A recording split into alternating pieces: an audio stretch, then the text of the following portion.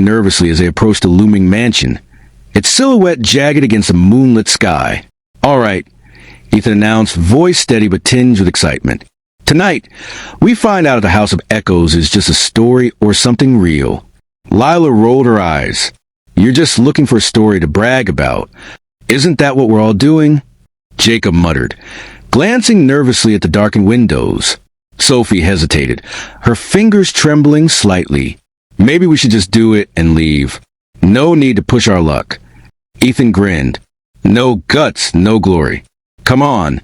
They pushed open the rusted gate, which groaned loudly in protest, and stepped onto the cracked stone pathway leading to the front door.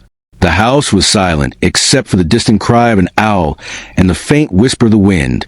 Ethan reached for the heavy brass handle. It was cold and sticky. With a creak that echoed through the silent house, the door swung open. Inside, the air was thick with dust and the scent of decay. Shadows danced in the flickering beam of their flashlights, and the floorboards creaked beneath their feet. "Wow," Sophie whispered, voice trembling. "It's creepier than I thought." "Let's split up," Ethan suggested, trying to sound confident. "Lila and I will check the parlor. Jacob and Sophie, you take the upstairs. Meet back here in an hour." They nodded, each feeling the weight of the moment. As they split up, the house seemed to breathe, the walls whispering secrets long silenced. #### Chapter 3. The Echoes Begin. Ethan and Lila descended into the dim parlor, where furniture was draped in white sheets like ghosts. The fireplace was cold, and cobwebs clung to corners. Ethan's camera clicked as he panned around, but he couldn't shake the feeling that they were being watched. Suddenly, a faint whisper echoed through the room, almost inaudible at first. "Help me?" Ethan froze.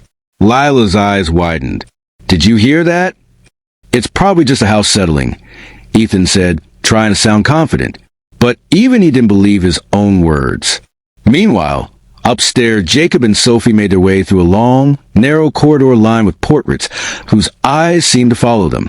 At the end of the hall was a door slightly ajar, revealing a room filled with antique furniture and a large mirror tarnished by time. Sophie hesitated.